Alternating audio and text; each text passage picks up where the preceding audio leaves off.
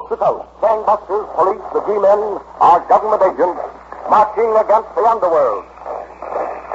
Tonight, the case of the Wolverine. A shrinking, shadowy figure who stole out of the raging blizzards of the North Country to spread terror and destruction. That's tonight's Gangbusters.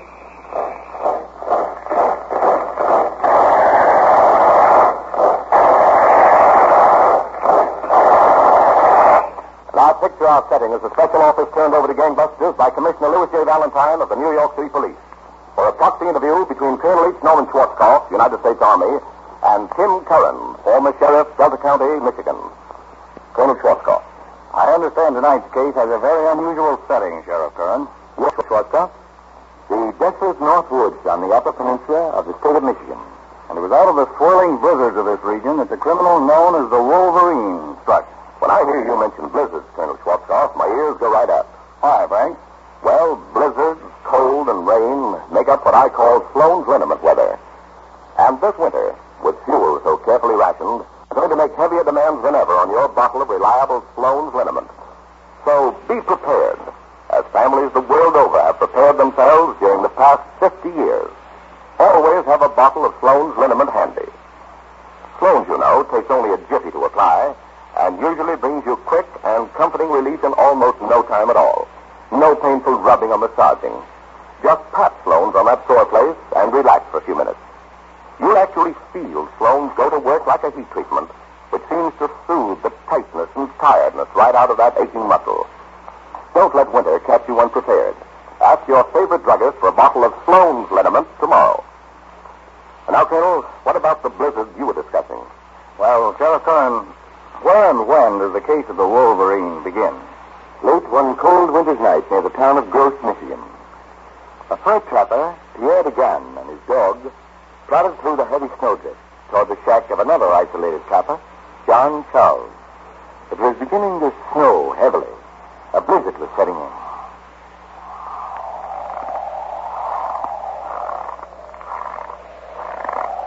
Hey, wind, Jupiter, But soon we warm up at Mr. Charles' place, huh? Ah, there she is, bagarre. The delight with the pantry. I bet Mr. Charles be surprised to see us after all this month. Come on, boy.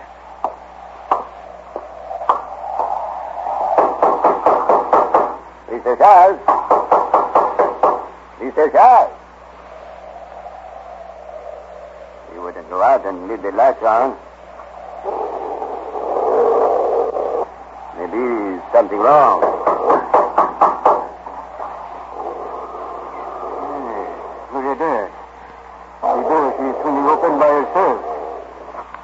Come on, boy. We go in and see. Mr. Charles. Mr. Yes. Mr. Charles lying on the floor. Good. His head all blood. Hello? Anyone here? Hello? I'm here. Run back up with your hands. Come on up with your hands. What have you done to Mr. Charles? Shut up, My Jupiter! You steal my dog! I'm killing you, too, for sticking your nose in here at the wrong time. I can die there with your dog.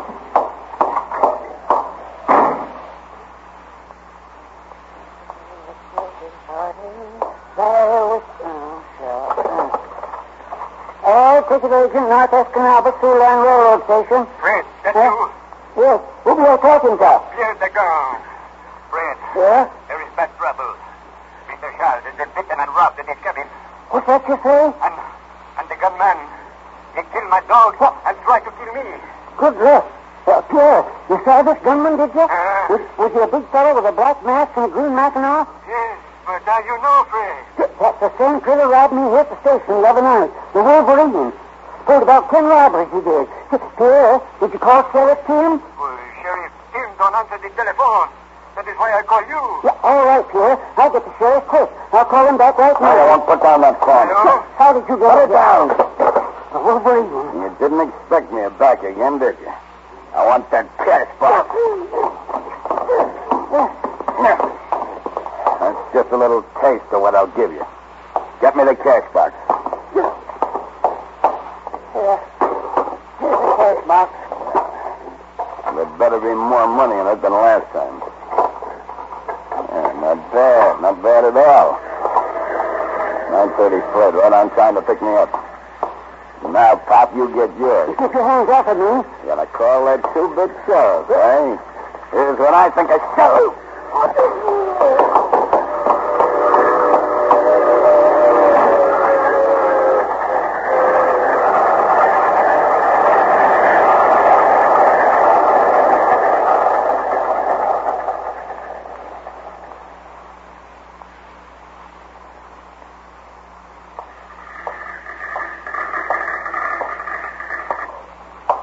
Sit down, Detective Ross.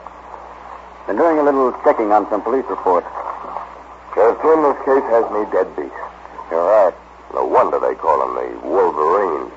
Seems to have an animal's instinct to avoid every trap we've set. Now, let's do a little reasoning, Detective Ross. The Wolverine is no stranger to these North Michigan woods. Mm-hmm. Notice his cunning in heading for the railroad tracks after each holdup. Yes. It prevents our tracking his footprints through the snow. All he has to do is hop a freight. The trail is lost. Well, I certainly hope our new plan works, Sheriff Tim. It's got so that people are afraid to go out nights, barricading their doors, thinking each sound they hear is the Wolverine stealing up on them. If our first plan doesn't work, perhaps, the second plan may. You know your assignment? Yes, Sheriff. Stand guard at the North Escanaba Railroad Station every night. Good. Chief Carswell will have men watching the other stations. It may take nights of watching, but this time, if the Wolverine returns, we'll be ready for him.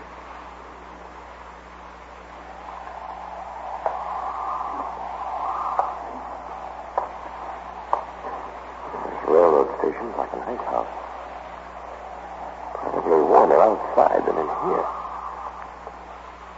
Be long after midnight.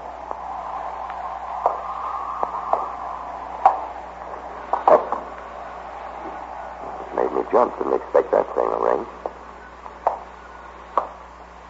Sheriff's the only one knows I'm here.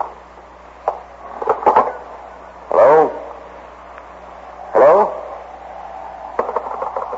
Hello? Hello? Well, who is it? Who is it? I was just wondering, Detective Ross, if you were lonely down there at North Escanaba. Who is it? Well, whoever you are, if you got anything to say, you better say it. Hello? You should have been watching the railroad station up at Gladstone, Detective. I just dropped it. I thought I'd let you know. Hello? Okay, brother, so the joke's on me, eh? Well, maybe not. You don't know about the other trap the sheriff set, and you've just swallowed it.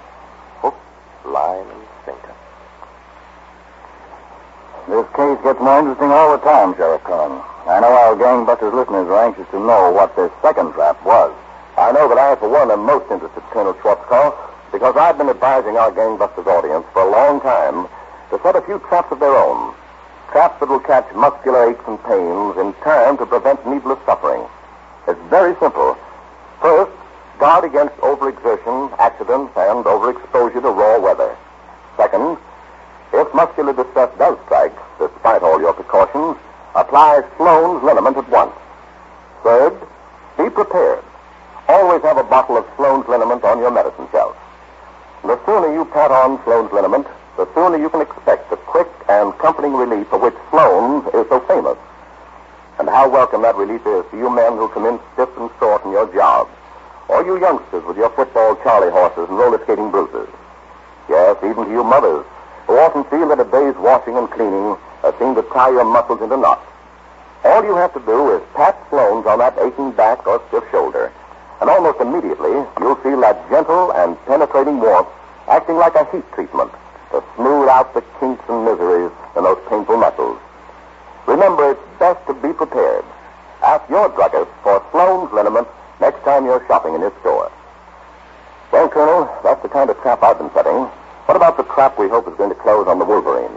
Well, Sheriff Conn, You told us how the Wolverine robbed the railroad station at Gladstone, Michigan, while the authorities were guarding the station at North Escanaba. But without knowing it, the Wolverine fell into a carefully set police trap, Colonel Shortstaff.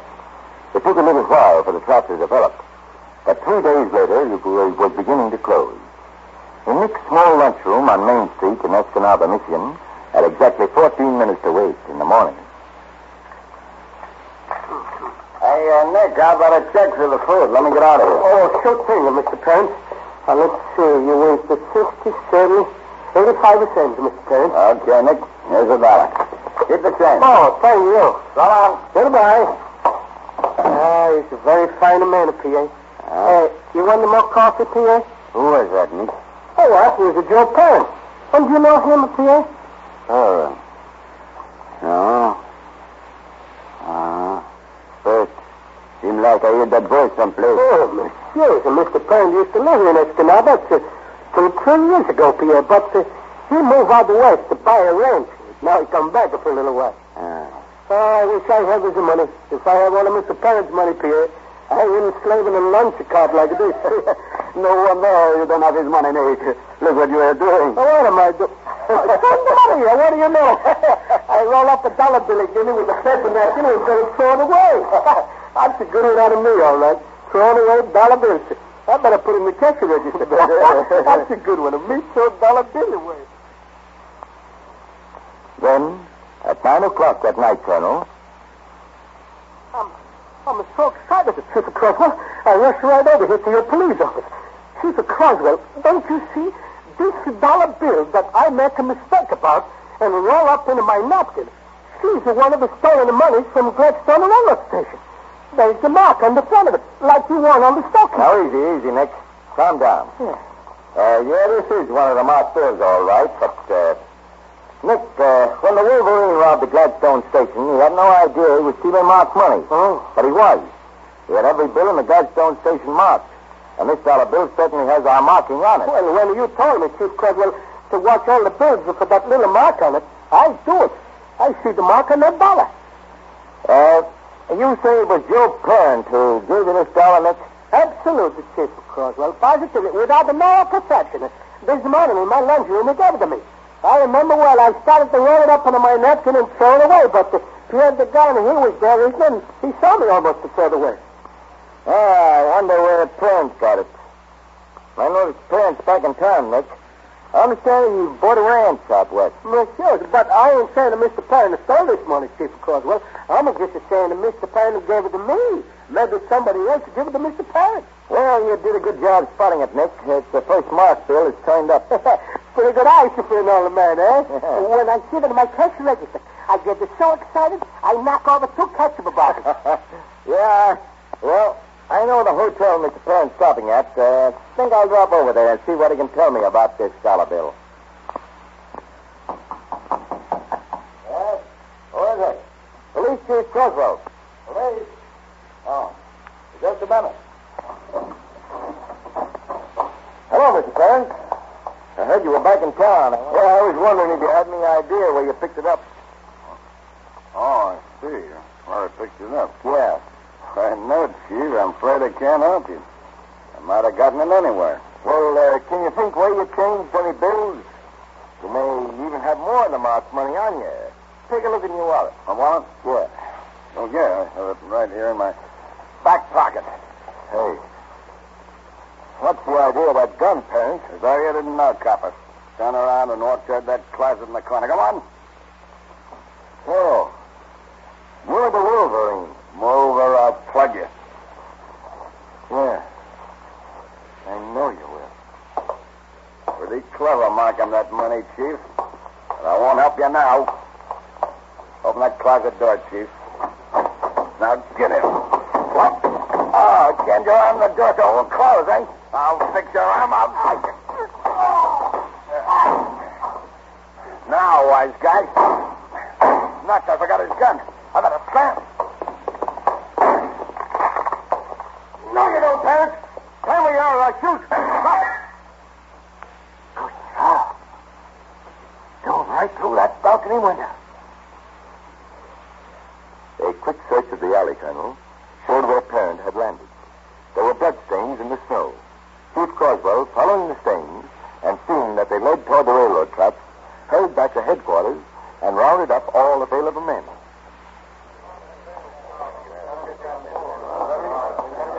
All right, men. Now get lanterns and flashlights. Bloodstains leading toward the tracks. I checked with the railroad, and there's no train passing through.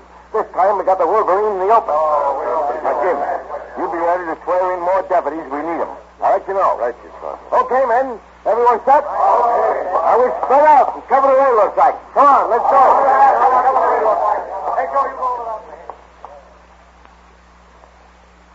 The trail led along the railroad for half a mile, Colonel, and then branched off into heavy brush and woodland, where it eventually was lost. Then, just before midnight, a report came that footprints, evidently of parents, had been seen entering the forest 4 miles to the east. Chief Croswell and Pierre Degan, whose dog Parent had killed, and who since had been deputized, were nearest the spot and picked up the trail. It was 18 below zero. Snow falling heavily.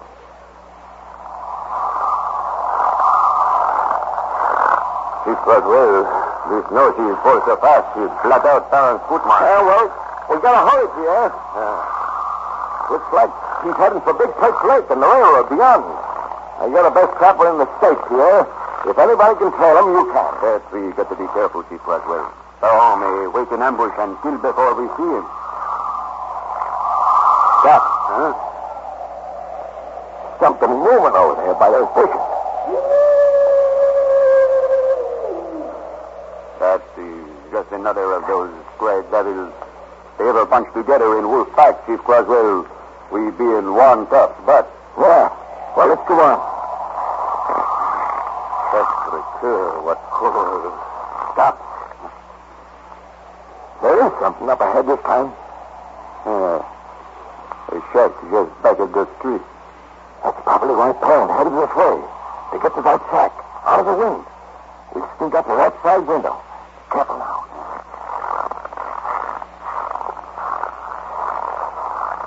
See anything? No. Looks empty inside. Let's try the door.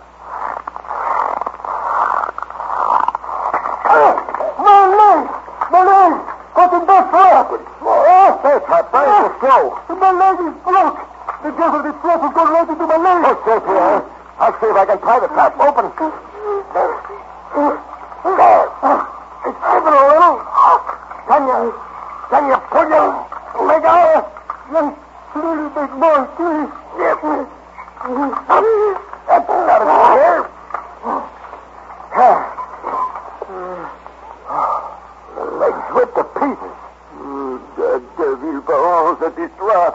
Baron knew we were trailing him. He set the trap in front of the door. Get your arm around my neck.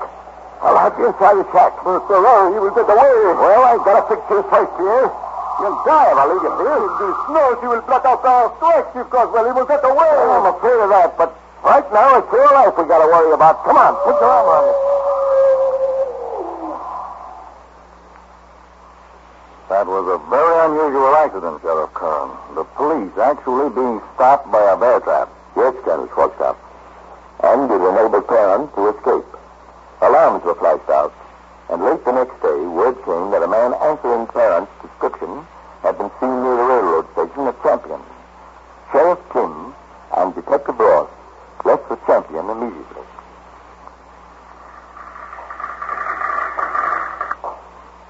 Well, Sheriff Kim, I guess there's no sense hanging around this railroad station any longer. Dad must have beat it when he saw the station agent and spotted him. Yeah. What I'm afraid of, Detective Ross, is that Dad will hop a train and head for the Canadian border. If there are no more trains out of here tonight, Sheriff. Now, what there is a 10:30 train leaves from over at Astoria tonight. Sheriff Kim, we should never get over there in time. It's 5 after 10 now, and Astoria is 11 miles away. We've got to make it in time. But how? There's only one possible way. Are you out there on the railroad siding? The handcar, Sheriff Kim? Yes. That's our only chance. We've got to pump that handcar and get to Astoria before the train does. Holy smoke. Come on, there's no time to lose. Every second counts.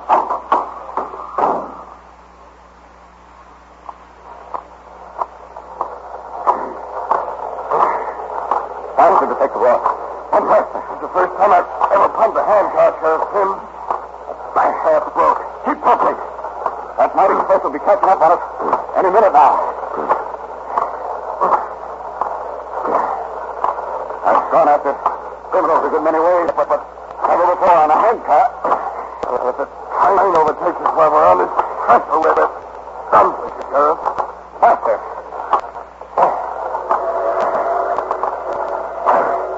Good Lord, it's coming now. We haven't a chance. We've got to get across this trestle. Keep stopping.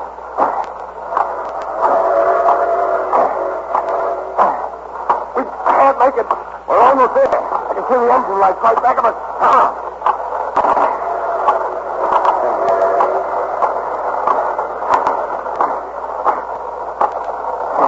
There, we did it.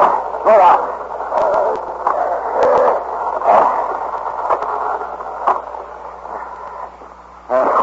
Got to dump this Hanson car off the tracks or the train will be wrecked. Come on. Lift. All right. Right with you. Put it off a bit further. Now run for the railroad station and fast. All right.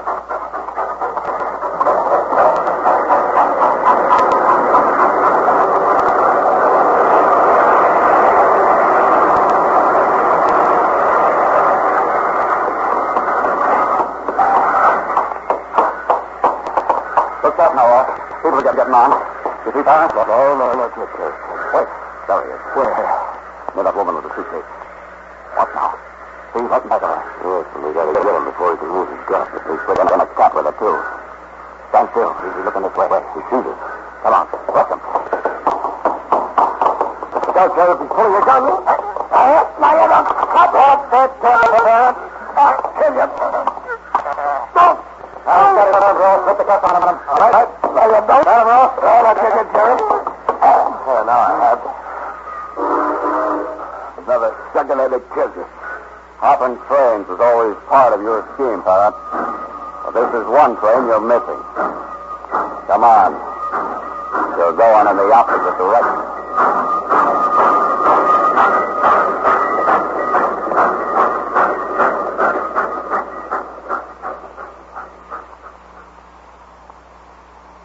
Sheriff Kern, the police did a remarkable job in ending the menace of the Wolverine.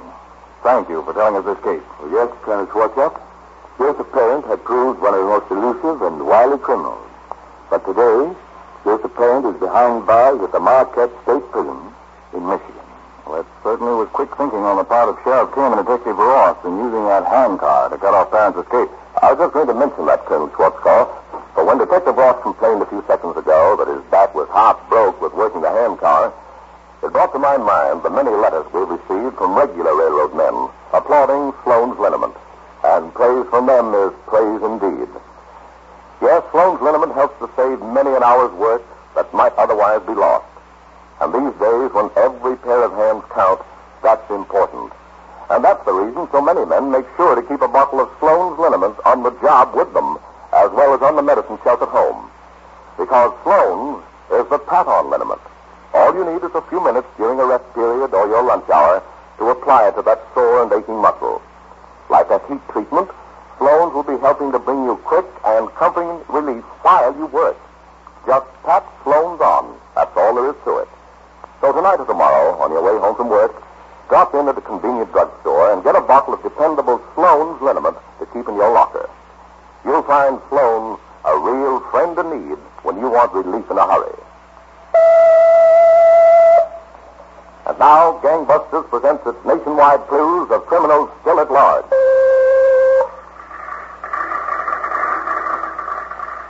Wanted for questioning, murder, man described as 70, about 5 feet 8 inches, 160 pounds, thinning gray hair, parted left side, thinning gray hair, parted left side, gray-brown eyes with prominent crow's feet, gray-brown eyes with prominent crow's feet, no teeth, refers to himself as yours truly, man of 70, gray hair parted on left side, crow's feet around eyes, refers to himself as yours truly, man fitting this description, sought for questioning concerning murder by Sheriff's Office, Port Orchard, Washington.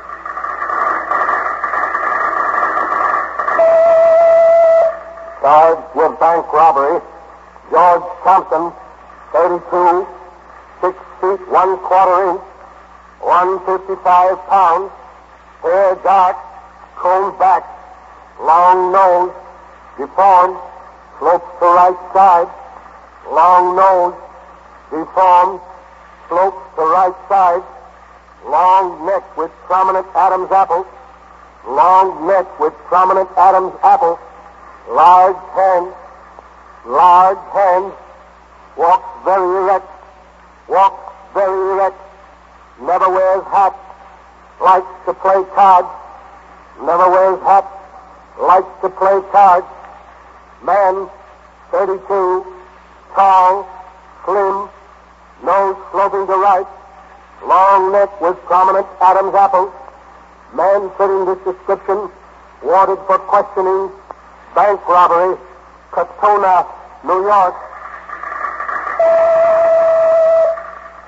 Charged with violation National Motor Vehicle Theft Act, Edward Hendrickson, 42, 5 feet 9 inches, 165 pounds, heavy black hair, dark eyes, scar over right eye, scar right cheek, scar left front chin, mole left cheek, nose turns up at end, gold cap upper front tooth, tip left index finger amputated, neat dresser, likes to play golf, bridge. If you have any information concerning these clues, notify your local police, the Federal Bureau of Investigation, or gangbusters at once. And now here's what Phillips H. Lord has planned for next week. Gangbusters, friends, for Sloan's Liniment next week, we're going to take you behind the scenes as a modern police department unravels a series of baffling incidents. Learn how the police found a paper matchbox, an umbrella, and an antifreeze tag. Hear how these small articles set the police on the trail of an infamous gang, and the startling climax. You won't want to miss 1 second of next